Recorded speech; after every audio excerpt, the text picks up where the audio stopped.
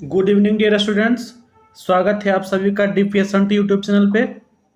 Dear students, आप लोग ने जरूर कल कल जो क्लास हम पढ़ाए थे उसको जरूर इंजॉय किए होंगे, क्योंकि हम इस वे में पढ़ा रहे हैं ताकि जो बच्चा पहला क्लास में मेरा कर रहा है उसको आसानी से समझ में आ जाए, और जो पुराना बच्चा है उसको भी अच्छा से समझ में आता रहे और किसी को बोर नहीं लगे और नॉलेज भी आपको मिलता रहे। ठीक है, तो कल जो हम पढ़ाए थे वह पार्ट 1 था। ठीक है, पार्ट 1। आज जो हम पढ़ाएंगे उसी को कंटिन्यू करते हुए दूसरा डे को करेंगे। और ठीक है, तो सबसे पहले जो मेरा बच्चा न्यू है वह चैनल को सब्सक्राइब कर देगा, वीडियो को लाइक कर देगा और शेयर भी कर देगा, और जो बच्चा पुराना है उसको बोलने की जरूरत नहीं है, वो खुद से कर देगा। ठीक है, तो देखो बाबू, अगर तुम लोग इस सीरीज को पूरा देख लोगे ना, पूरा देख लोगे इस सीरीज को जितना हम बता रहे हैं, तो आपको अगर नहीं भी कभी भी टेक्निकल चीज़ों को पढ़े हो तब भी यह आसानी से समझ में आ जाएगा। ठीक है, क्योंकि यह जो क्वेश्चन है ना सभी से उठाया गया है, सभी चैप्टर से उठाया गया है, और पढ़ाने का तरीका ऐसा है कि किसी भी बच्चा को आसानी से समझ में आ जाए, क्योंकि हम भी तो उसी दौर से गुजरे हैं जिस दौर से आप अभी गुजर रहे हैं, तो हमको पता है कि आपको किस तरीकों से पढ़ाना है ताकि आसानी से समझ में आ जाए आपको। ठीक है, तो आज भी आपके लिए अच्छा क्वेश्चन लिए, जानदार शानदार क्वेश्चन लिए, तो I hope you will enjoy. तो चलिए आज की क्लास हम स्टार्ट करते हैं बिना समय गवाए। ठीक है, पहला क्वेश्चन आपके पास आ रहा होगा, देखिए क्या कह रहा है। A new hexa blade after a few stroke becomes loose because of, Hindi में पढ़ के बताते हैं, कुछ स्ट्रोक के बाद एक नया हेक्सा ब्लेड ढीला हो जाता है, जिसका वजह क्या है। कोई भी नया हेक्सा ब्लेड रहता है ना, अरे हेक्सा ब्लेड मतलब जिसे हम कटिंग करते हैं, तुम लोग वर्कशॉप में जाओगे तो वर्कशॉप में जिससे मेटल को लोहा को काटोगे उसी को कहते हैं हेक्सा ब्लेड। इसको क्या करते हैं, या इसको एक ब्लेड में फिक्स कर देते हैं। तो ये जो है ना, तुरंत चलाएं इसको, मतलब कम ही देर यूज किए, थोड़ा समय के लिए यूज किए, और वो नया हेक्सा ब्लेड था वो ढीला हो जाता है। तो इसका कारण क्या है, इसका कारण एक ही चीज होता है कि जो है ना वो मेटल का है। ठीक है, वो क्या है, लोहा है, आयरन का बना होता है, हाई कार्बन स्टील का बना होता है। ठीक है, वो क्या है, हाई कार्बन स्टील का बना होता है। तो यह ना जब घिसते घिसते जब घर्षण होता है मेटल के साथ, वर्कपीस के साथ, तो घर्षण होता है तो वो होट हो जाता है। होट होता है तो जानते हैं कि कोई भी चीज होट होने के बाद मेटल क्या होता है, एक्सपेंड होता है। ठीक है, एक्सपेंड मतलब खिंचाव आता है उसमें।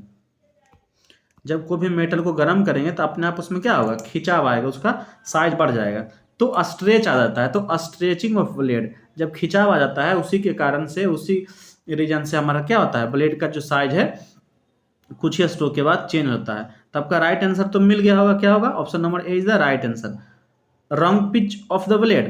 देखो दूसरा ऑप्शन कह रहा है रॉन्ग पिच ऑफ ब्लेड, तो अगर ब्लेड का पिच रॉन्ग होगा ना तो कटिंग करने में परेशानी होगा।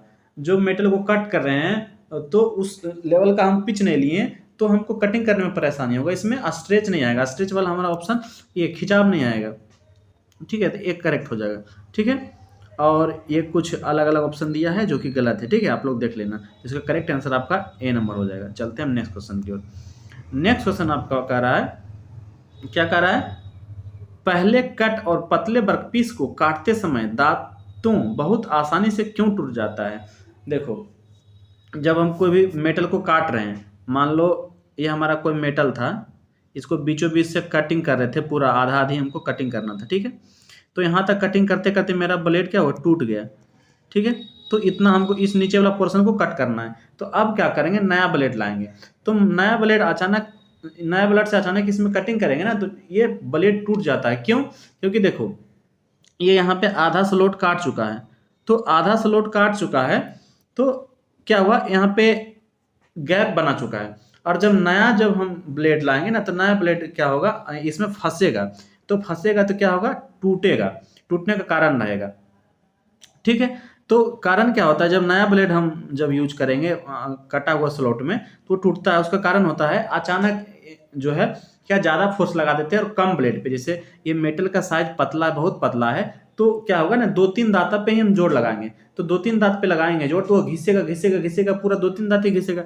अरे पूरा ब्लेड इतना बड़ा साइज का ब्लेड है, ठीक है, कितना ब्लेड का, लेकिन जब पतला सीट है ना तो इतना ही ब्लेड टीथ का यूज करेंगे अगर, तो क्या होगा, ये टीथ पूरा पूरा 2-3 बार घिसेगा, उसके साथ स्ट्राइक करेगा तो घिसते घिसते यह टिथ पतला हो जाएगा, पतला हो जाएगा तो यहीं से ब्रेक कर जाएगा ब्लेड, यहीं से ब्रेक कर जाएगा तो यह ब्लेड इधर हो जाएगा, ये आधा इधर हो जाएगा। तो इसीलिए होता है पतला शीट को काटने से प्लेट वो तुम्हारा ब्लेड टूट जाता है। तो कारण क्या है, hand force is too big, बहुत ज़्यादा बल लगाने से नहीं, बहुत ज़्यादा बल लगाने से नहीं होता है। कटिंग सेक्शन बहुत छोटा होता है, कटिंग सेक्शन बहुत छोटा होता है, यह तो एक कारण है कि छोटा कटिंग सेक्शन होता है, यह एक वजह है, लेकिन हमसे भी पढ़ते हैं।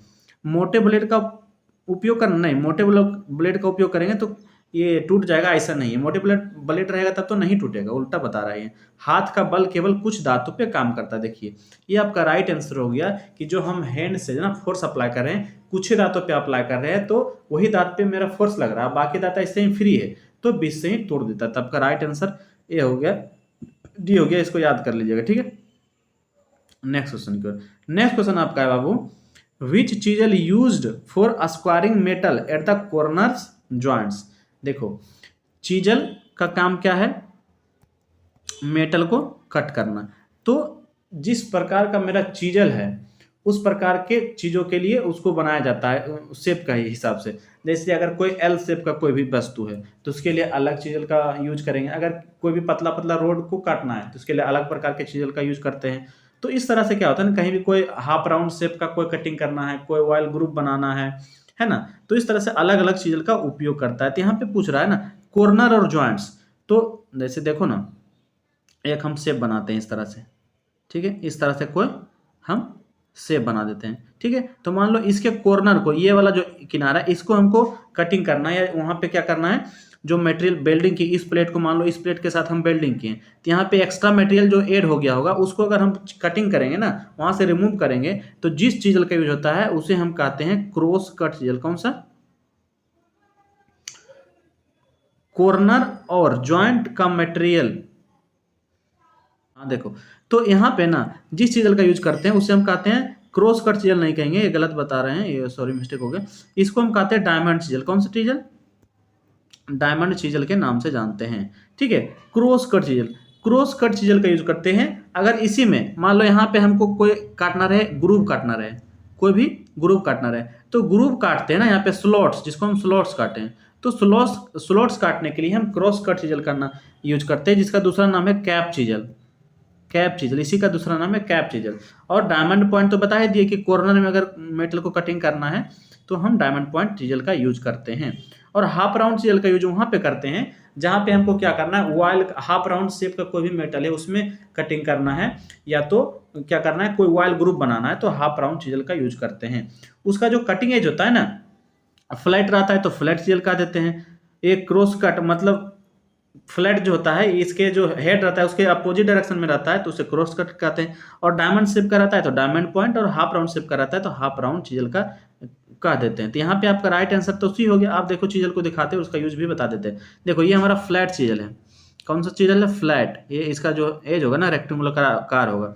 ये हमारा कैप चीजल, इसी को क्रॉस कट चीजल कहते हैं। ये देखो ना इस वे में है ना, ये देखो इधर की ओर है हमारा ये जो हेड है, ये बॉडी है, बॉडी के जस्ट 90 डिग्री में है और ये बॉडी के पैरेलल हो रहता है। तो ये आपका कैप चीजल या क्रॉस कट चीजल के नाम से जानता है। हाफ राउंड चीजल का देखो किनारा हाफ राउंड शेप का होगा, इसीलिए हाफ राउंड चीजल कहते हैं। डायमंड पॉइंट डायमंड शेप का है ना इसका क्रॉस सेक्शन, इसीलिए डायमंड पॉइंट चीजल कहते हैं। और राउंड नोज ये पूरा गोल रहता है इसीलिए राउंड नोज। अब एक एक चीजल जो मुख्य मुख्य चीजल है उसका यूज बता देते हैं। देखो यहाँ पे तुम लोग को दिख रहा होगा, पहला है फ्लैट चीजल। तो फ्लैट चीजल का यूज किस लिए करते हैं, लार्ज फ्लैट सरफेस से मेटल को रिमूव करने के लिए, एक्सेस मेटल को रिमूव करने के लिए, जो बेल्डेड और जॉइंटेड और कास्टिंग करने के बाद जब एक्स्ट्रा मटेरियल रह जाता है फ्लैट सरफेस पे उसको हटाने के लिए हम फ्लैट चीजल का यूज करते हैं। उसी प्रकार क्रॉस कट या तो कैप चीजल, जिसका एक ही नाम है, जो ये हमारा फ्लैट चीजल है। क्रॉस कट इस प्रकार का होता है चीजल, इसका शेप इस तरह से रहता है। तो क्रॉस कट से देखो क्या कर रहा है, यहाँ ग्रूव स्लॉट बना रहा है। जो स्लॉट बनाने के लिए हम क्रॉस कट चीजल या तो इसी का दूसरा नाम होता है कैप चीजल कहते हैं। और ये हमारा देखो है हाफ राउंड चीजल। तो हाफ राउंड चीजल देखो ना, ये हाफ राउंड शेप का कोई भी है ना वस्तु उसमें कटिंग कर रहा है, और ये है हमारा हाफ राउंड चीजल।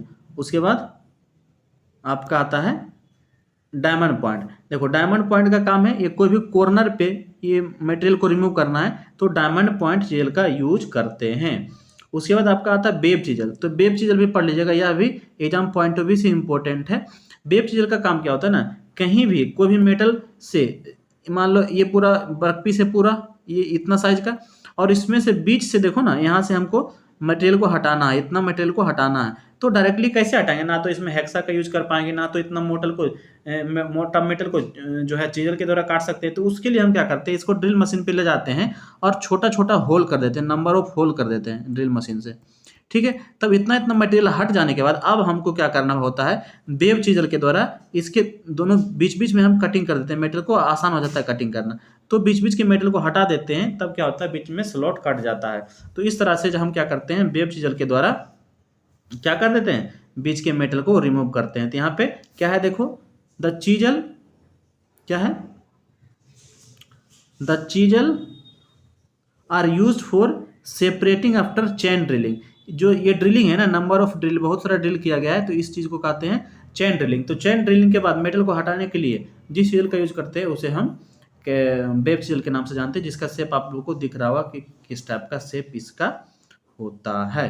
ठीक है, तो चलते हैं चीजल से, इससे ज्यादा कुछ क्वेश्चन आएगा, हम नेक्स्ट क्वेश्चन की ओर चलते हैं। नेक्स्ट क्वेश्चन बाबू आपके पास आ रहा होगा, कह रहा है एक्स के रूप में चिन्हित हथौड़े का भाग का नाम बताइए। देखो ये जो पहला हैमर है ना, ये कौन सा हैमर है, इसका नाम जानो, यह है बॉल पेन हैमर। कौन सा है, बॉल पेन हैमर। अब बोलिएगा कि सर ये बॉल क्या है, पेन क्या है, क्या है? तो देखो ये जो चौड़ा वाला भाग होता है ना हैमर का, उसे हम कहते हैं फेस। और ये जो बॉल का आकार है ना, इसे कहते हैं पिन। तो पिन के हिसाब से ही हैमर को डिवाइड किया जाता है। यहाँ पे बॉल के शेप का पिन है, इसीलिए बॉल पिन हैमर नाम हुआ।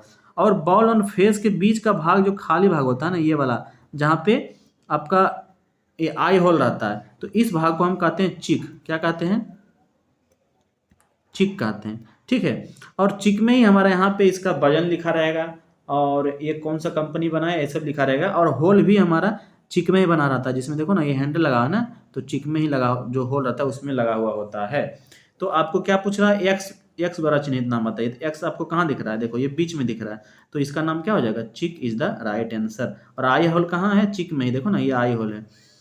और आई होल का शेप पूछेगा कैसा है, तो आई होल का शेप जो होता है अंडाकार होता है, ओवल शेप होता है, कभी भी सर्कुलर नहीं होता, सर्कुलर नहीं मानना, अंडाकार शेप होता है। ठीक, देखो इसके अलावा जो होता है हैमर का जितना भी टाइप है उसको देख लो। ये जो पेन होता है ना, पेन के हिसाब से हैमर का निम्नलिखित टाइप है, जिसको हम यहाँ पे क्या कर दिए, दिखा दिए। देखो ये बॉल पिन हैमर, ये तो दिखा ही दिए, बॉल पिन हैमर है। ये आपका क्रॉस पिन हैमर कहलाता है। ये जो पेन होता है ना, पेन हैंडल के 90 डिग्री में इसका पेन का एज हो, तो उसे हम क्रॉस पिन हैमर के नाम से जानते हैं। स्ट्रेट पिन हैमर, देखो इसका जो पेन है, पेन का एज, पेन का जो एज है वो, पेन का एज रहेगा ना, वो हैंडल के पैरेलल होगा, देखो ना इस दिशा में रहेगा, तो उसे हम कहेंगे स्ट्रेट पिन। उसके बाद जिससे हम जो नुकीला नुकीले कांटे को निकालते हैं उसे हम क्लॉव हैमर कहते हैं। और स्लेज हैमर जो कि बहुत भारी होता है, और इसमें दोनों फेसिंग जैसा लगता है, इसका पेन और फेस दोनों एक समान रहता है, जैसा लगेगा, इसे हम स्लेज हैमर के नाम से जानते हैं। तो हैमर के टाइप से पूछे, हैमर के पार्ट्स पूछे, तो सभी से आपको जवाब दे देना है। चलते हैं हम नेक्स्ट क्वेश्चन की ओर। नेक्स्ट क्वेश्चन आपके पास आ रहा होगा, देखो चीजल के एंगल पे, यहाँ पे क्या कह रहा है, कह रहा है काटने वाले छेनी पर प्रतीक बाई द्वारा किस कोण को दर्शाया जाता है। देखो यह जो दिखा रहा है ना, यह जो हमारा एक चीजल है, क्या है, चीजल है, जिसे हम कटिंग टूल के नाम से जानते हैं। तो चीजल ना, जब हम किसी चीजल से किसी चीज को कटिंग करते हैं, वहाँ पे डिफरेंट डिफरेंट एंगल बनता है। ये अगर कोई भी यहाँ पे मान लो कोई वर्क पीस होगा, ठीक है, ये वर्क पीस होगा, तो यह वर्क पीस को जब काटते हैं ना, तो काटते हैं तो इस चीजल को एक झुकाव के साथ रखते हैं। तो जिस झुकाव के साथ रख करके वर्कपीस को काट रहे हैं, इसको हम कहते हैं इंक्लिनेशन एंगल, इंक्लिनेशन एंगल। ठीक है, ये तो आपको हो गया इंक्लिनेशन एंगल। अच्छा, अब देखो, तो इंक्लिनेशन एंगल हो गया, और इसका जो कटिंग एज जो दोनों होता है ना, ये देखो एक कटिंग एज इधर होगा और एक कटिंग एज इधर होगा, तो दोनों कटिंग एज आपस में जितना एंगल बनाता है, ये एंगल हो गया, इस एंगल को कहते हैं पॉइंट एंगल। कौन सा एंगल, पॉइंट एंगल। ठीक है, आप देखो ये कटिंग एज नीचे वाला जो कटिंग एज है, ये ऊपर वाला ये है, नीचे वाला कटिंग एज, ये वर्कपीस के साथ जितना एंगल बनाता है, इसे हम कहते हैं क्लियरेंस एंगल, क्लियरेंस एंगल। और ऊपर वाला एज जो है, ये ऊपर वाला एज इस जो वर्टिकल लाइन है इसके साथ जितना एंगल बनाता है उसे हम कहते हैं रेक एंगल। ठीक है, तो सभी एंगल के बारे में आज के बाद आपको पता चल गया होगा। अब यहाँ पे पूछ किसके बारे में रहा है, किसके बारे में पूछ रहा है, देखो आप लोग यहाँ पे पूछ रहा है आपके पास काटने वाले क्षणिक प्रतीक गामा। तो गामा आपको कहाँ दिख रहा हो, देखो ना गामा यहाँ पे है, ध्यान से आप लोग देखो गामा कहाँ पे है, यहाँ पे गामा है। तो गामा पूछ रहा है जब, तो गामा क्या कौन सा होगा, रेक एंगल होगा। अगर अल्फा पूछेगा तो कौन सा होगा, क्लियरेंस एंगल। अगर बीटा पूछेगा तो पॉइंट एंगल। तो इस तरह से आपको जो कोई भी एंगल पूछे तो आपको बता देना है। और आगे के क्वेश्चन जैसे ही आएगा कि क्लियरेंस एंगल ज़्यादा या कम देने से क्या होता है, इंक्लिनेशन ज़्यादा या कम देने से क्या होता है, तो हम बता देंगे। जैसे यहाँ पे भी बता देते हैं, अगर बाबू ये जो क्लियरेंस एंगल है, ठीक है, क्लियरेंस एंगल अगर पूरा कम कर दें, पूरा कम करेंगे ना, तो देखो ना चीजल मेरा ऐसे होगा, है ना, ऐसे होगा। तो जिस मेटल को हम कटिंग करना चाहते हैं, कट करना चाहते हैं, उसमें जाएगा, अंदर नहीं जाएगा, वो स्लिप हो जाएगा। तो ये क्वेश्चन पूछे कि जब इंक्लिनेशन एंगल या क्लियरेंस एंगल अगर कम कर दे तो क्या होगा, रेक एंगल बहुत ज़्यादा होगा और ये स्लिप करेगा, कभी भी कटिंग नहीं कर पाएगा। और जब ज़्यादा कर देंगे तो क्या होगा, जब इंक्लिनेशन एंगल ज़्यादा कर देंगे तो ये चीजल पूरा खड़ा हो जाएगा, इस तरह से, है ना, खड़ा होगा तो बहुत ज़्यादा इसके अंदर चला जाएगा। तो बहुत ज़्यादा चला जाएगा तभी दिक्कत है, नहीं जाएगा तभी दिक्कत है। इसीलिए एक जो होता है ना, एक प्रॉपर एंगल लिया जाता है, प्रॉपर क्लियरेंस एंगल लिया जाता है, प्रॉपर रेक एंगल लिया जाता है, ताकि अच्छे से कटिंग को कर सके। ठीक है, तो चलते हैं हम नेक्स्ट क्वेश्चन को। हाँ, यहाँ पे देखो, है ना, कोई भी जॉब था यहाँ पे, ठीक है, जॉब को कटिंग कर रहा है, ये हमारा चीजल है। तो एक प्रॉपर एंगल दिया हुआ है, इसे इंक्लिनेशन एंगल और सभी रेक एंगल, क्लियरेंस एंगल सब एक नाप जो के दिया जाता है कि उसी के को एंगल में ना लेकर के हमको मेटल को कटिंग करना है। ठीक है, तो चलो यहाँ पे ये पता चल गया। अब नेक्स्ट क्वेश्चन को चलते हैं। नेक्स्ट क्वेश्चन आपके पास आ रहा होगा, धातु की उस गुण का नाम बताइए जिससे वह बिना टूटे तार के रूप में खींचा जा सकता है। तो देखो, अगर बिना टूटे तार के रूप में खींचा जा सकता है तो धातु के इस गुण को हम क्या कहते हैं बाबू, धातु के इस गुण को हम क्या कहते हैं, बिना टूटे अगर तार के रूप में खींचा जाए तो उसे हम कहते हैं डक्टिलिटी। वो डक्टाइल है, वो तन्य मटेरियल है। अगर पूछे टेनेसिटी क्या है, तो टेनेसिटी क्या होता है, यह भी एक प्रॉपर्टी है मेटल का कि अगर कोई भी मटेरियल को खींच रहे हैं, ठीक है, तो खींचते हैं ना तो वो टूटता नहीं है। क्या होता है, टूटता नहीं, वो सहन कर लेता है, शक्ति सहन कर लेता है, वो टूटता नहीं है, खींचा जाता है। तो इस गुण को टेनेसिटी कहते हैं। उसके बाद है इलास्टिसिटी। तो कोई भी मटेरियल को खींचते हैं और खींचने के बाद उस मटेरियल को छोड़ देते हैं तो अपना शेप प्राप्त कर लेता है, वापस जिस शेप में था उसी शेप को प्राप्त कर लेता है, तो उसे हम कहते हैं इसका इलास्टिक मटेरियल है, इलास्टिसिटी। जैसे रबर को ना, रबर मान लो इतना छोटा रबर है, इसको खींचो, पहले खींच के लंबा कर दो, फिर इसको छोड़ोगे तो फिर अपना वापस इस शेप में आ जाएगा, अपना ओरिजिनल शेप में आएगा, इसे कहेंगे इलास्टिक मटेरियल है।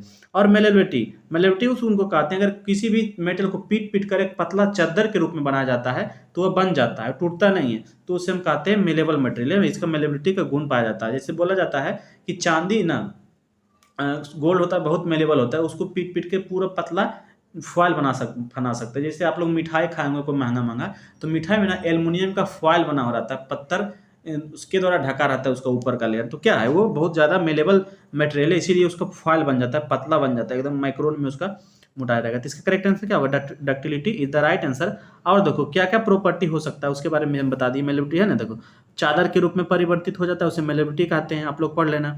और अगर घिस नहीं पाता, किसी मेटल में घसते हैं, खुरचते हैं, तो वो खुरचाता नहीं है, वो हार्डनेस के गुण को दर्शाता है। अगर किसी चीज़ में चोट मारते हैं तो वो सहन कर लेता है, उस उनको टफनेस कहते हैं।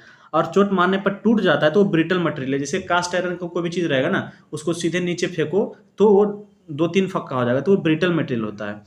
ठीक है, इलास्टिसिटी का गुण तो बता ही दिए, जहाँ पे खिंचाव के कारण अपना वापस खुद अपना अवस्था प्राप्त कर ले तो वह इलास्टिक गुण, इलास्टिसिटी को दर्शाता है। और किसी भी चीज़ को खींचे, मान लो इतना चीज़ है, बड़ा कोई रबड़ है या स्टील है, खींचने के बाद छोड़ दिए भी उसको तो अपना शेप वापस प्राप्त नहीं किया, वो अपना जितना बड़ा खींचे थे उतना बड़ा शेप में आ गए, तो इसे हम कहेंगे प्लास्टिक मटेरियल है, प्लास्टिसिटी का गुण होता है।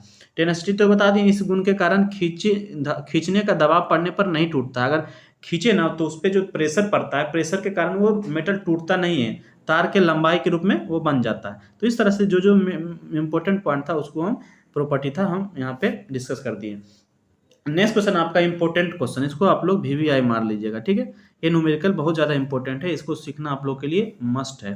यहाँ पे कह रहा है थिम्बल के एक डिवीजन का स्पिंडल मूवमेंट क्या होगा जब स्पिंडल थ्रेड 0.5 mm पिच का होता है। तो सबसे पहले देखो, पहले माइक्रोमीटर क्या होता है। तो ये जो दिख रहा है ना, ये इंस्ट्रूमेंट को कहते हैं माइक्रोमीटर। माइक्रोमीटर में डिफरेंट भाग होता है। ये जो गोलाकार भाग दिख रहा है ना, ये गोल गोल जो भाग दिख रहा है यहाँ तक का, इसे हम कहते हैं थिम्बल। ठीक है, थिम्बल क्या होता है, खोखला होता है, उसके अंदर इंटरनल थ्रेड कटा हो, जिस तरह से नट बोल्ट होता है ना, तो नट के अंदर क्या होता है, इंटरनल थ्रेड कटा होता है, इस तरह का नट होता है। इसके अंदर जो बड़ा लंबा सा होता है उसे बोल्ट कहते हैं, तो बोल्ट के अंदर एक्सटर्नल थ्रेड कटा होता है। तो इस तरह से ना यहाँ पे इस थिम्बल के अंदर एक स्पिंडल रहता है, ये जो लंबा सा भाग दिख रहा है ना स्पिंडल, इसमें देख रहा है आपको, दिख भी रहा होगा किस तरह से थ्रेड कटा हुआ है। तो इसके अंदर स्पिंडल रहता है जिसपे थ्रेड कटा होता है, और स्पिंडल को ढक के रखता है, जिसको हम कहते हैं बैरल। ठीक है, बैरल। तो क्या होता है बाबू, जब इसका ये जो थिम्बल मेरे पास है, थिम्बल को एक बार घुमाएंगे ना पूरा, जब एक बार घुमाएंगे तो इसका जितना पिच रहेगा ना, थ्रेड का पिच रहेगा, उतना मूवमेंट करेगा। जैसे ये हमारा थ्रेड है, ठीक है, थ्रेड है। तो जब इस चीज़ों को, ये थिम्बल को एक बार घुमाएंगे तो हमारा स्पिंडल का मूवमेंट किधर होता है, या तो इधर की ओर होगा या तो इधर की ओर होगा। तो एक बार घुमाने के बाद ये जितना पिच रहेगा ना, इतना डिस्टेंस क्या होगा, वो डिस्प्लेस हो जाएगा। तो वही पूछ रहा है थिम्बल के एक डिवीजन में कितना मूवमेंट होगा।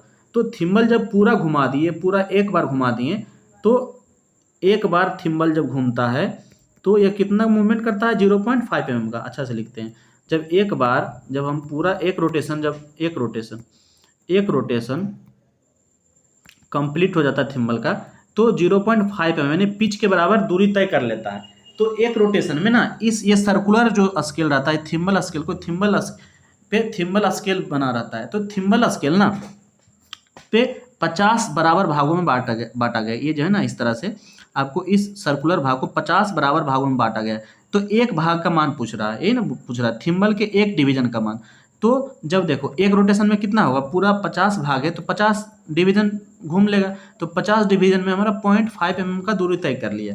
तो इसका एक भाग का मान निकाल लो अपना चुका चुकी के नियम से। तो एक भाग का मान होगा 0.5/50। तो इसको जब सॉल्व करोगे तो 0.01 आंसर आएगा। ये आपका करेक्ट आंसर होगा। जैसे कि आपका कहाँ इज द राइट आंसर। देखो ये कैसा दिखता है ना, इसको भी हम दिखा देते हैं, आप लोग देखना कि ये कैसा। यहाँ पे तुम लोग देखो, यही हमारा क्या है, माइक्रोमीटर है। क्या है, यहाँ पे तुम लोग को दिख रहा होगा, ये हमारा माइक्रोमीटर है। ठीक है, माइक्रोमीटर का यही भाग का बात कर रहे हैं। तो देखो ना, ये थिम्बल होता है, ये सर्कुलर चीज़ है ना, ये थिम्बल है। तो थिम्बल पे देख रहा होगा, यहाँ पे स्केलिंग किया हुआ है ना। जब इस थिम्बल के अंदर बोले कि खोखला भाग होता है जिसे स्पिंडल कहते हैं, ये देखो हमारा स्पिंडल का आगे का पोर्शन है। तो ये पूरा यहाँ से यहाँ तक रहता है, और पीछे का पोर्शन जहाँ तक ये कवर रहता है वहाँ पे थ्रेड कटा होता है, बाकी ये प्लेन होता है। तो ये पूरा एक रोटेशन घुमाएंगे ना, देखो यहाँ पे 0 है, यहाँ पे 50 है, 45 है। तो मतलब 0 से 50 तक का डिवीजन यहाँ पे किया गया, जिसे हम थिम्बल डिवीजन कहते हैं। तो एक बार पूरा घुमा देंगे तो 50 डिवीजन ये पूरा कर लेता है थिम्बल डिवीजन, जिसे थिम्बल डिवीजन कहते हैं। तो 50 थिम्बल डिवीजन में 0.5 mm डिस्टेंस को तय कर लेता है, मतलब एक पिच के बराबर। तो इसका एक मान पूछ रहा है, नहीं 0 से 1 तक का मान पूछ रहा है। तो एक मान का निकालेगा ना तो 0.01 mm आएगा। ठीक है, तो इस तरह से आप लोगों को क्या हो गया होगा। ठीक है, तो इसका राइट आंसर क्या हो जाएगा, राइट आंसर आपका हो जाएगा 0.01 द राइट आंसर। अब चलते हैं नेक्स्ट क्वेश्चन की ओर। नेक्स्ट क्वेश्चन आपका दिख रहा होगा बाबू, देखो नेक्स्ट क्वेश्चन आपके पास होगा, what is the reading of vernier caliper. यहाँ पे ना आपको स्केल दिया गया है, जिसे हम वर्नियर कैलिपर पे माउंट करते हैं। देखो इस तरह का कोई वर्नियर कैलिपर होता है। तो जब किसी भी चीज़ का आउटसाइड डायमीटर नापना हो या इनसाइड डायमीटर नापना हो, किसी भी डेप्थ को नापना हो अच्छा एक्यूरेसी के साथ, जो मेरा साधारण स्केल होता है, साधारण स्केल में जो ये स्केलिंग किया रहता है वो कितना मेजर करता है, एक जो डिवीजन होता है 0.5 mm तक का ही मेजरमेंट लग सकता है। लेकिन इसे शुद्ध माप लेने के लिए हमको प्रिसीजन इंस्ट्रूमेंट की जरूरत होती है, जिसे हम वर्नियर कैलिपर कहते हैं या माइक्रोमीटर कहते हैं, इस तरह के इक्विपमेंट। तो ये जो ये वर्नियर कैलिपर दिख रहा है ना, ये 0.02 mm के शुद्धता में मेजरमेंट ले सकता है। मतलब मिनिमम जो माप होगा ना 0.02 mm तक का भी ले सकता है। तो इसका इसे कहते हैं list count, LC। List count इसका कितना होगा, 0.01। तो यहाँ पे पूछ रहा है रीडिंग। तो देखो इसे जानने से पहले हम थोड़ा सा बेसिक जानना होगा कि कैसे मेजर करते हैं।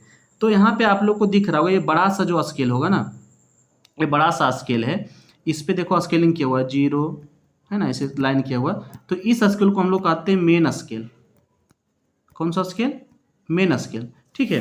उसके बाद आप लोग को एक और स्केल दिख रहा होगा, यहाँ पे देखो नीचे दिख रहा होगा एक स्केल। तो ये जो छोटा सा स्केल है ना, ये छोटा सा स्केल को कहते हैं वर्नियर स्केल। कौन सा स्केल? Vernier scale. यहाँ पे देखो मेन स्केल लिखा हुआ है।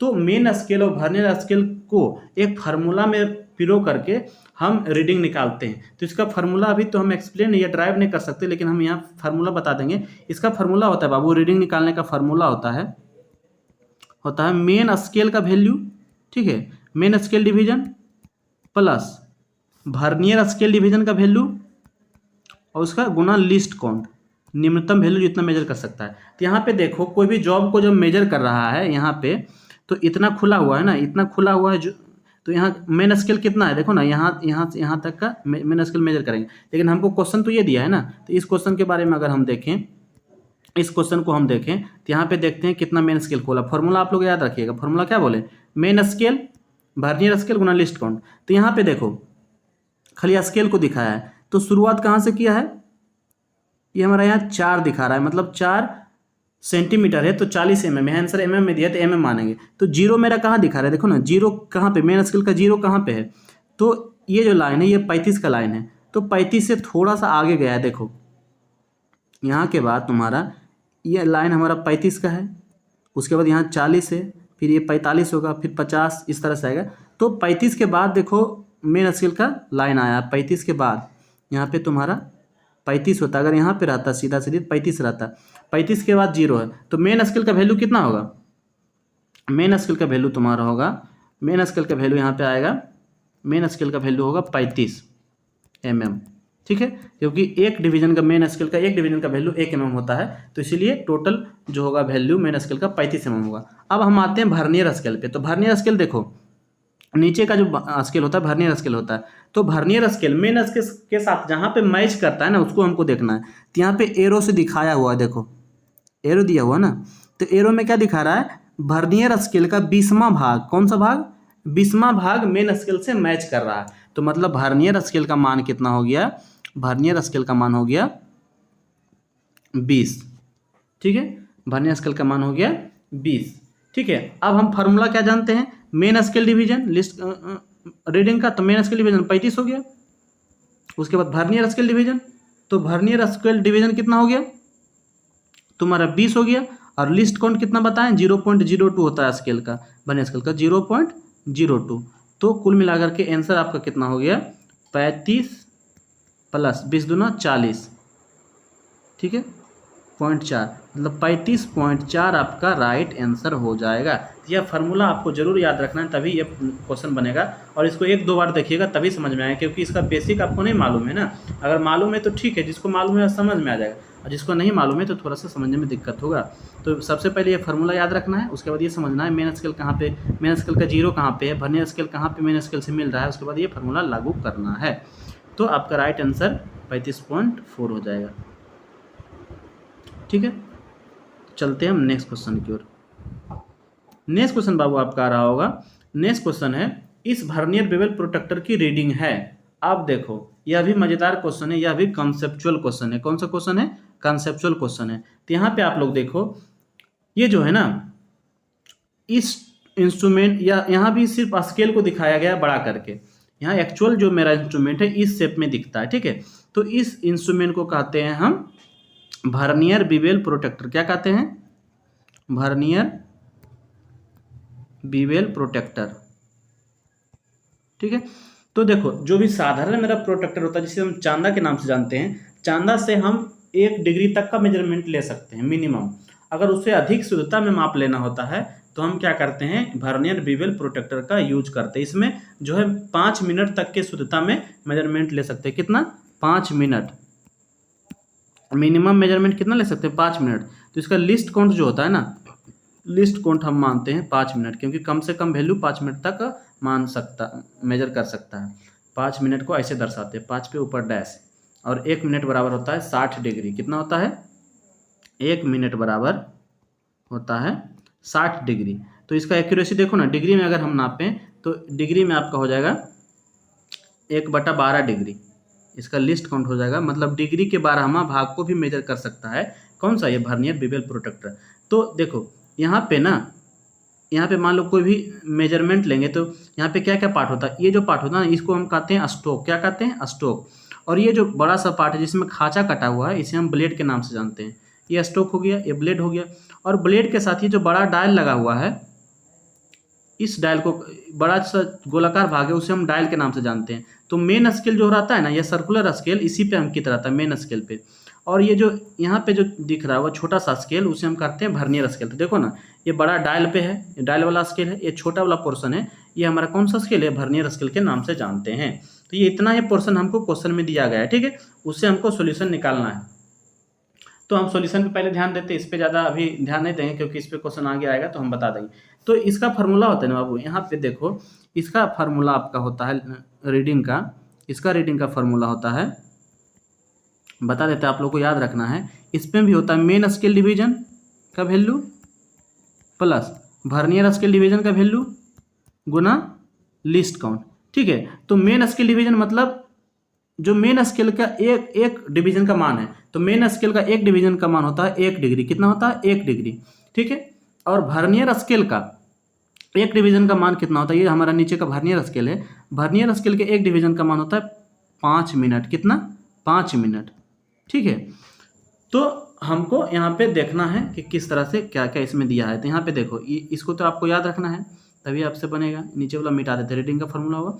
अब हम देखो यहाँ से बताते क्वेश्चन में क्या क्या कह रहा है। देखो तो यहाँ पे तुम लोग को क्या दिया है, मेन स्केल का जीरो कहाँ पे है? देखो मेन स्केल का जो जीरो है, एरो है, यहाँ पे है, ठीक है। मतलब इधर से तुम लोग देखो तो 10, 20, 30, 40, 40 तक का रीडिंग को पार करके 41वां लाइन पे है। ध्यान से देखो ना तुम लोग, मिटाते हैं, देखो इस एरो को मिटाते हैं, कितना पे है? ये एरो तुम लोग को दिख रहा होगा 41वां पे है। तो मेन स्केल का वैल्यू कितना हो गया मेन स्केल डिवीजन का? 41 डिग्री, क्योंकि एक डिवीजन का 1 डिग्री होता है तो 41 डिग्री हो गया, ठीक है। उसके बाद तुम्हारा आएगा वर्नियर स्केल। तो वर्नियर स्केल कहाँ पे मैच कर रहा है? यहाँ पे देखो, वर्नियर स्केल का एरो यहाँ पे है, तो वर्नियर स्केल का जीरो यहाँ पे है, और जीरो से आगे बढ़ेगा ना तो पहला लाइन, दूसरा लाइन, तीसरा लाइन, इस प्रकार से यहाँ 12वां लाइन हमारा मेन स्केल से मैच कर रहा है। तो बोले थे कि वर्नियर स्केल का एक डिवीजन का वैल्यू होता है 5 मिनट, तो 12वां लाइन से मैच कर रहा है और एक लाइन का वैल्यू है 5 मिनट, तो टोटल कितना हो गया? सॉरी, 10वां लाइन से मैच कर रहा है, 12वां लाइन बोल रहे, 10वां लाइन से, और एक वैल्यू का 5 मिनट मतलब 50 मिनट। तो फार्मूला यहाँ पे लगाओगे, मेन स्केल डिवीजन कितना? 41, ठीक है, प्लस ये डिग्री हो गया, वर्नियर स्केल डिवीजन कितना?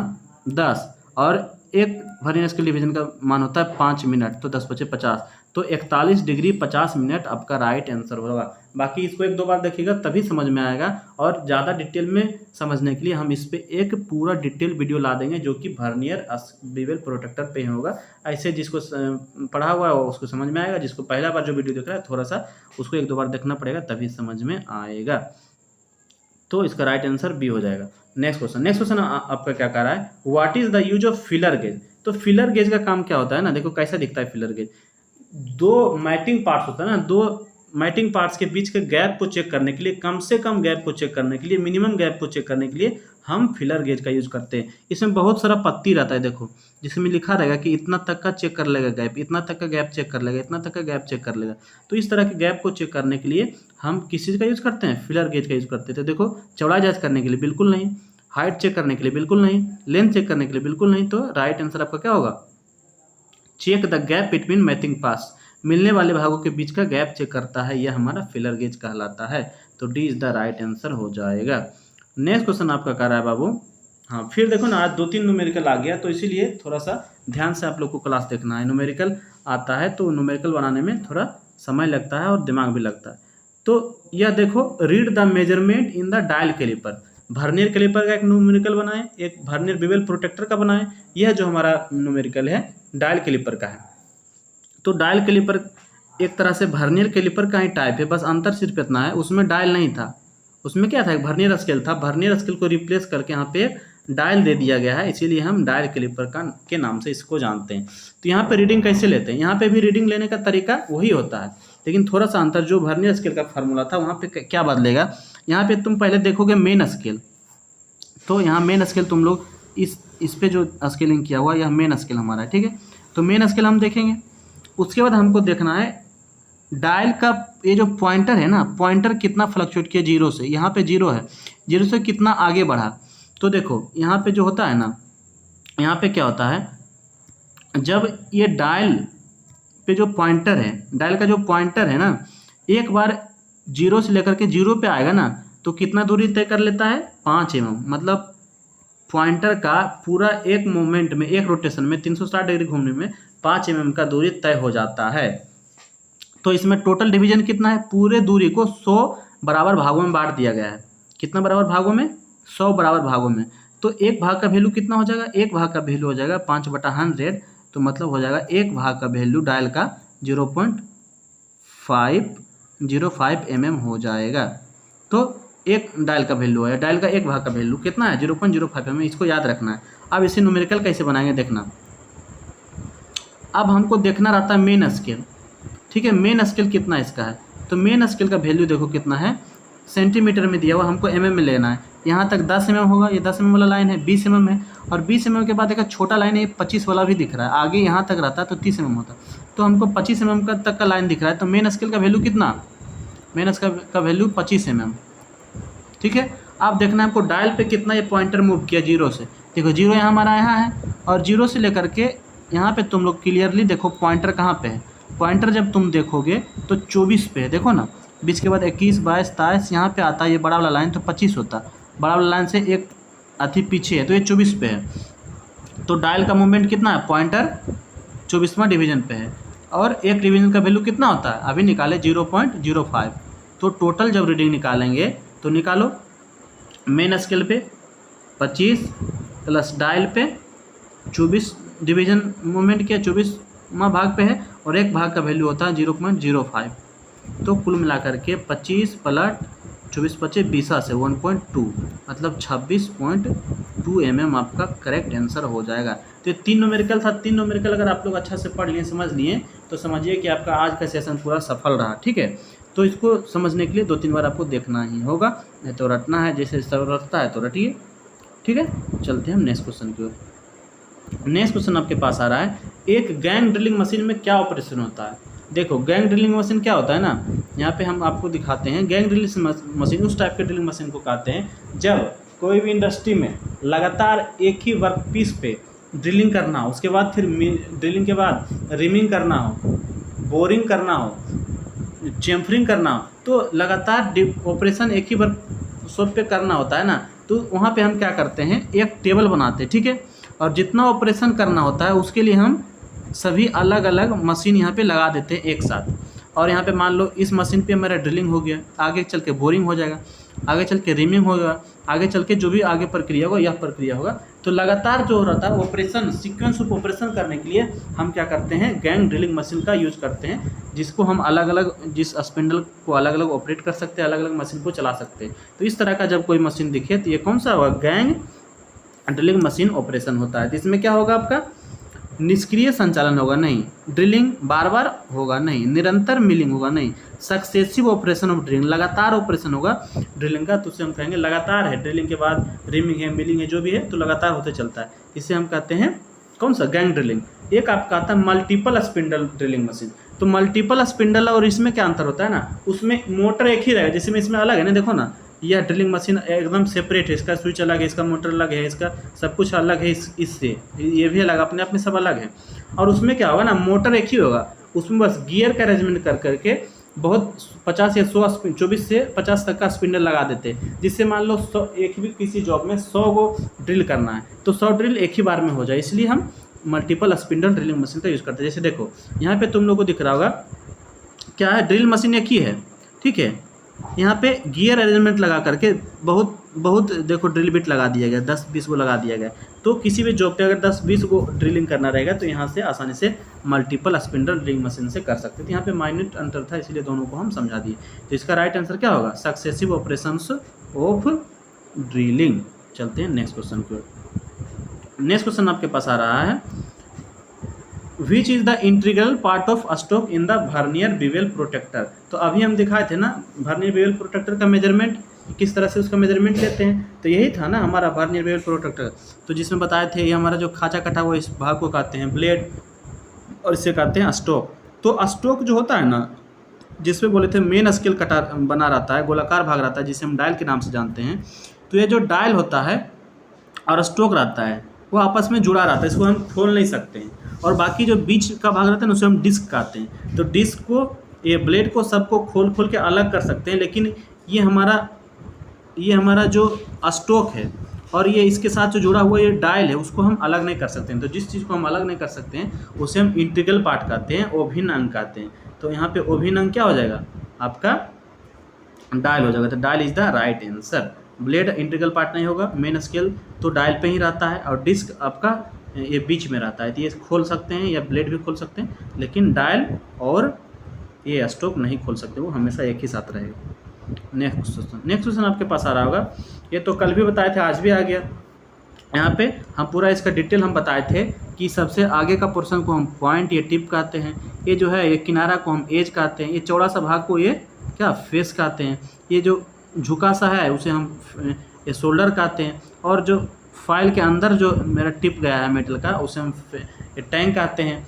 और देखो ये जो छल्ला था ना, इस छल्ला को हम क्या कहे थे, कल भी बताए थे, ये जो लोहा का छल्ला यहाँ पे लगा हुआ है उसे हम फेरुल के नाम से जानते हैं। ठीक है, इसका राइट आंसर क्या हो जाएगा, फेरुल हो जाएगा। शोल्डर तो ये वही नेक जो बनाए ना, गर्दन है, गर्दन को हम कहते हैं शोल्डर। एज तो इस भाग को कहते हैं, और हील आपका जो खाली स्थान रहता है जिसपे कोई दांत कटा नहीं रहता है उसे हम हील के नाम से जानते हैं। तो आपका फिर से आज ताज़ा हो गया हुआ कल वाला क्वेश्चन। ठीक है, तो फेरुल होता राइट आंसर हो जाएगा।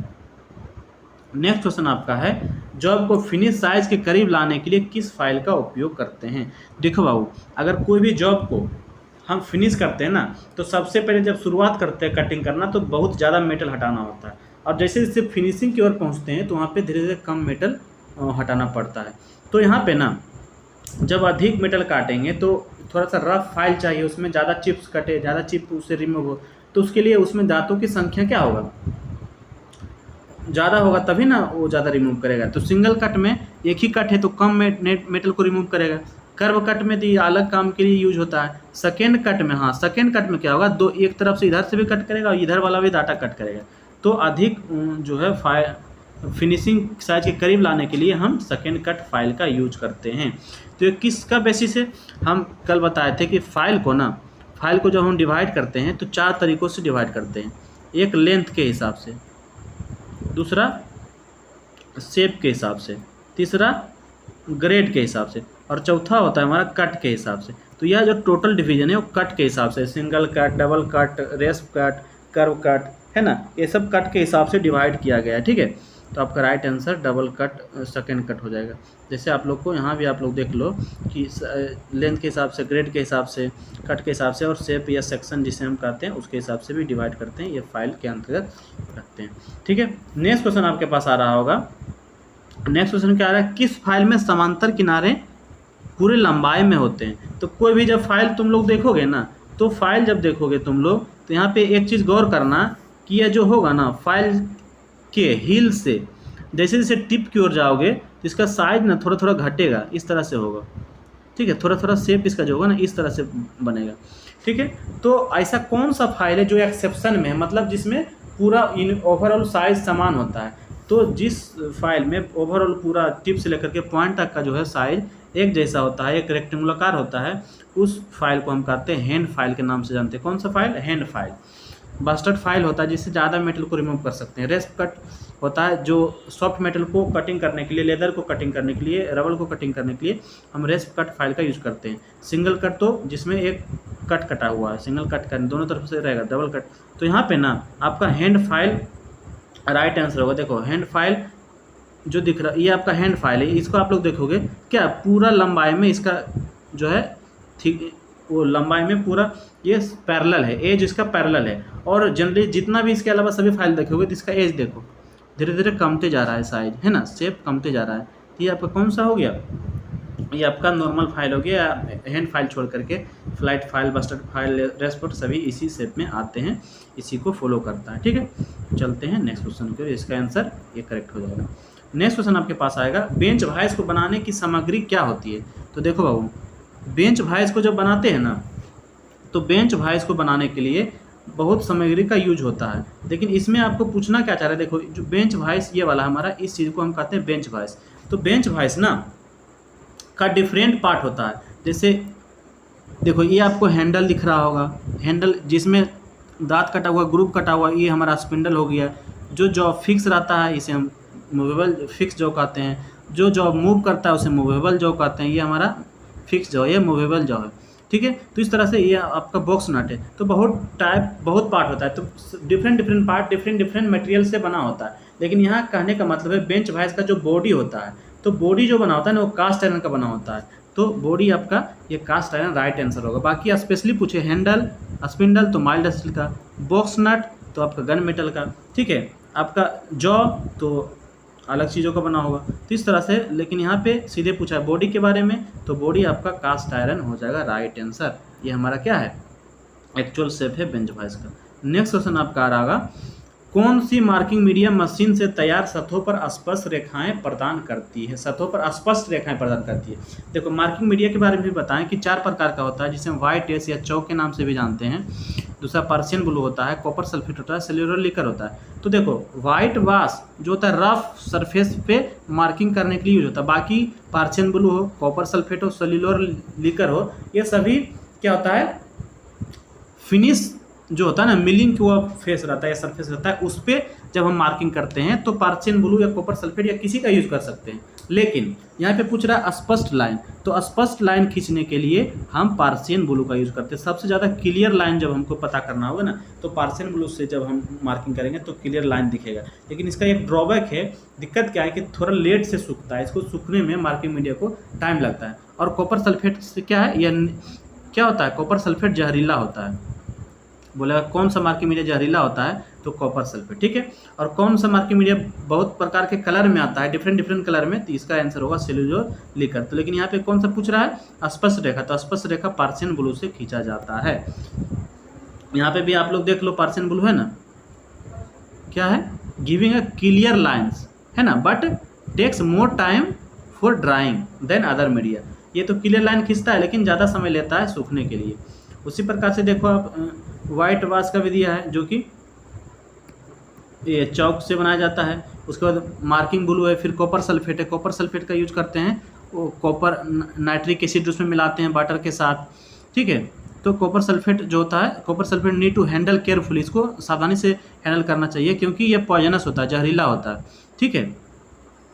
तो ये सब आपको यहाँ से पढ़ लेना है, ध्यान देना है। समय ज़्यादा हो रहा है इसलिए हम थोड़ा तेजी से चलते हैं। नेक्स्ट क्वेश्चन है, स्लॉटेड एंगल प्लेट में दिए गए स्लॉट का उद्देश्य क्या होता है? तो देखो ये जो आपको शेप दिख रहा होगा, ये हमारा एंगल प्लेट है। एंगल प्लेट का काम होता है किसी भी जॉब को जब मार्किंग करते हैं, मार्किंग मीडिया लगा करके, तो जॉब को सहारा देने का काम हमारा एंगल प्लेट करता है। इसमें जो स्लॉट कटा हुआ है ना बाबू, ये स्लॉट है।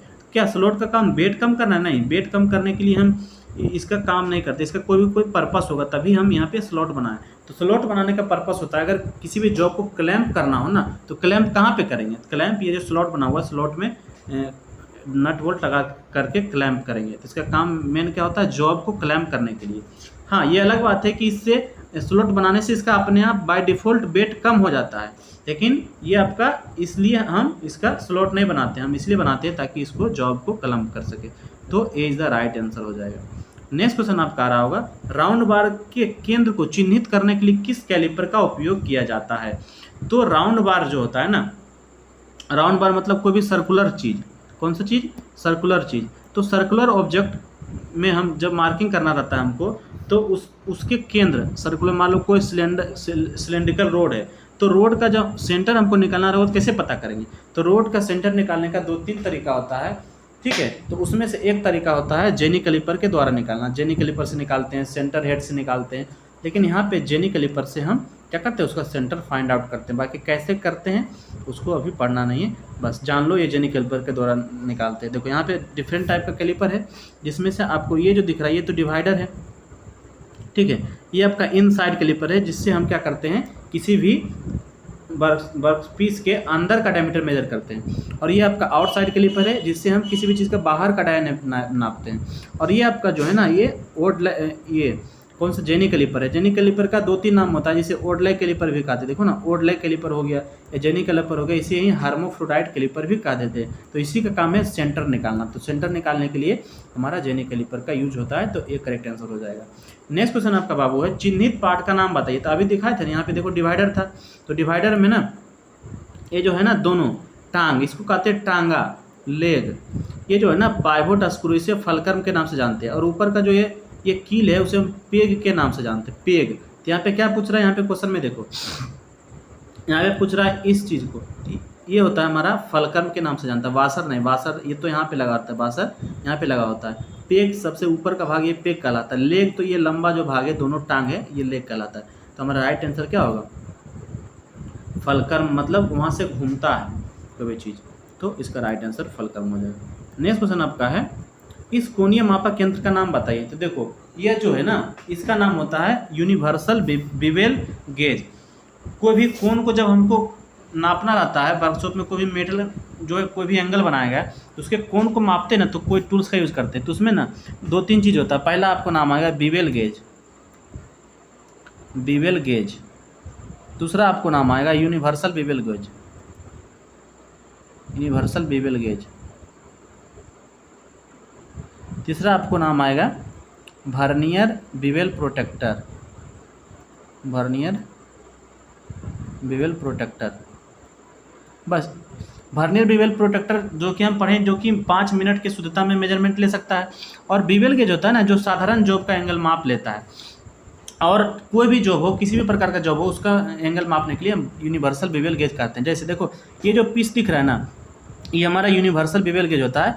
अगर इसमें से ये वाला अटैचमेंट को हटा देंगे, सिर्फ ये वाला और ये वाला चीज़ को रखेंगे, तो हमारा सिर्फ साधारण बिवेल गेज हो जाएगा। तो इसका राइट आंसर क्या होगा, यूनिवर्सल बिवेल गेज। इसका नाम काम क्या है, तो किसी भी चीज़ों के वर्कपीस के एंगल को मेजरमेंट करना। ठीक है, देखो ये साधारण है, तो इससे हम कहेंगे सिर्फ साधारण बिवेल गेज कहेंगे। क्या कहेंगे, बिवेल गेज का उदाहरण हो गया, इसमें 2 ही स्ट्रिप है, तीसरा नहीं है, अटैचमेंट नहीं है, तो बिवेल गेज हो गया। ये आपका प्रोटेक्टर हो गया, जिसे हम चांदा के नाम से जानते हैं। ठीक है, या बिवेल प्रोटेक्टर भी इसे कहते हैं। ठीक है, बेवेल प्रोटेक्टर। और यूनिवर्सल बिवेल गेज का आपके पास सामने में ही दिख रहा होगा। ठीक है, नेक्स्ट क्वेश्चन आपके पास है, 10 डिग्री से ऊपर के संकीर्ण खांचे और कोण को भरने के लिए किसका उपयोग करते हैं। देखो बाबू, कोई भी फाइल जो रहता है ना, तो डिफरेंट शेप के हिसाब से डिफरेंट टाइप में बांटा गया। Square file, half round file, triangular file, knife edge file. तो अगर मेरे पास मान लो कोई ग्रुव है, इस तरह का ग्रुव है, जिसका एंगल जो है 15 डिग्री है। ठीक है, 15 डिग्री है, तो इसको किस चीज़ से मेजर करेंगे। मान लो कोई भी एंगल है, जिसका एंगल है मेरा 65 डिग्री है, तो इसको किस फाइल से नापेंगे। तो जिस कॉर्नर का एंगल 10 डिग्री से अधिक हो, 60 डिग्री से कम हो, ठीक है, 60 डिग्री से कम हो, 10 डिग्री से अधिक हो, तो उसको नापने के लिए हम जिस फाइल का यूज करते हैं उसे हम कहते हैं नाइफ एज फाइल। कौन सा फाइल, नाइफ एज। अगर 60 डिग्री से मेरा अधिक हो जाता है तो, और 90 डिग्री से कम रहता है, तो उस शेप को काटने के लिए हम ट्रेंगुलर फाइल का यूज करते हैं। तो यहाँ पे क्या पूछ रहा है, 10 डिग्री से अधिक। 10 डिग्री से अधिक में हमारा knife edge file write answer होगा। और कैसा दिखता है, देखो ये हमारा नाइफ एज फाइल का मतलब चाकू का कितने का दिखता है। दूसरा ये दिख रहा होगा आपको, इसका शेप ट्रेंगुलर का है। क्रॉस सेक्शन देखो ना, ये क्रॉस सेक्शन आपका, ये आपका क्रॉस सेक्शन जो है ये ट्रेंगुलर त्रिभुजाकार, इसीलिए ट्रेंगुलर फाइल है। ये आपका हाफ राउंड टाइप का है, तो इसीलिए हाफ राउंड फाइल कहते हैं शेप के हिसाब से। ये आपका दिख रहा होगा स्क्वायर फाइल है, क्योंकि इसका क्रॉस सेक्शन स्क्वायर होगा। तो इस तरह से आपका जो है क्वेश्चन को पकड़ना है। नेक्स्ट क्वेश्चन आपका है, उस दोष का नाम बताइए जब धातु के चिप्स फाइल के दांतों के बीच घुस जाते हैं। देखो जब किसी भी मेटल को फाइलिंग करते हैं ना, मेटल पे फाइलिंग करते हैं, तो फाइलिंग करते करते क्या होता है ना, जो फाइल में रहता है, जो रेती रहता है ना, रेती के दांतों के बीच उसके मेटल का चिप्स फंस जाता है। तो मेटल का चिप्स फंसेगा ना, तो उसके बाद जब तुम मेटल पे फाइलिंग करोगे तो पहला चीज़ तो फाइलिंग होगा नहीं, क्योंकि दांता तो उसका भरा गया है। और दूसरा चीज़ फाइलिंग करोगे तो रगड़ा जाएगा, वहाँ पे रगड़ पैदा होगा। तो उस चीज़ों से बचने के लिए हम क्या करते हैं, एक डिवाइस का यूज़ करते हैं, जुगाड़ का यूज़ करते हैं, फाइल कार्ड या तो ब्रश कार्ड भी कहते हैं। ठीक है, फाइल कार्ड, ये तो इसी का दूसरा नाम है ब्रश कार्ड। तो इससे क्या करते हैं, जो फाइल का दांत रहेगा ना, उसमें ये ब्रश को रगड़ेंगे, ठीक, घसीटेंगे। तो घसीटने से क्या होगा, ये हमारा फाइल है, फाइल में देखना ना, ये उजला उजला चिप का वो मेटल चिप्स फंस गया है, तो फंस गया है ना, तो इसको हटाएंगे तब ना मेरा फाइल क्लीन होगा और फिर से वो कटिंग कर पाएगा। तो इसको हटाने के लिए हम क्या चीज़ का यूज़ करते हैं, फाइल कार्ड। देखो ये फाइल है, फाइल ब्रश से उसके अंदर का चिप्स जो फंसा हुआ है उसको हटाने का काम कर रहा है। तो फाइल घुस जाते हैं, उसको क्या कहते हैं, उसे हम कहते हैं पिनिंग ऑफ फाइल। जब किसी भी फाइल के दांतों के अंदर चिप्स फंस जाता है तो उसे हम पिनिंग ऑफ फाइल कहते हैं, मतलब वहाँ चिप्स फंस गया, उसको हटाते हैं किस उपकरण से, तो फाइल ब्रश या फाइल काट के नाम से जानते हैं। ठीक है, इससे कोई भी क्वेश्चन पूछे तो आप लोग जरूर बता दीजिएगा। आज का लास्ट क्वेश्चन है बाबू, वाइल ग्रुप्स को काटने के लिए किस छेनी का उपयोग करते हैं? तो जब छेनी बताए उसमें सभी टाइप का छेनी बताएं, तो आपको क्या बताए थे, वाइल ग्रुप को काटने के लिए हम हाफ राउंड चीजल का यूज करते हैं। ये चेन ड्रिलिंग के बाद जब मटेरियल को रिमूव करना रहता है तो वेब चीजल का यूज करते हैं। फ्लैट चीजल, कोई भी सीट मेटल को, पतला सीट मेटल को या छोटा रोड को काटना है तो फ्लैट चीजल, और डायमंड किसी भी कॉर्नर से मटेरियल को हटाना है तो डायमंड पॉइंट चीजल का यूज करना है। तो यहाँ पे वाइल ग्रुप से बोल रहा है तो half round is the right answer होगा। आज के लिए इतना ही। अगर वीडियो अच्छा लगा होगा तो वीडियो को जरूर लाइक कर दीजिएगा, चैनल को सब्सक्राइब और शेयर भी कर दीजिएगा। ठीक है, उम्मीद करते हैं कि वीडियो अच्छा लगा होगा, तो कल से भी जरूर इसी तरह से कंसिस्टेंसी आप लोग बना के रखिएगा, पढ़िएगा। ठीक है, ओके बाबू, good night, thanks to all.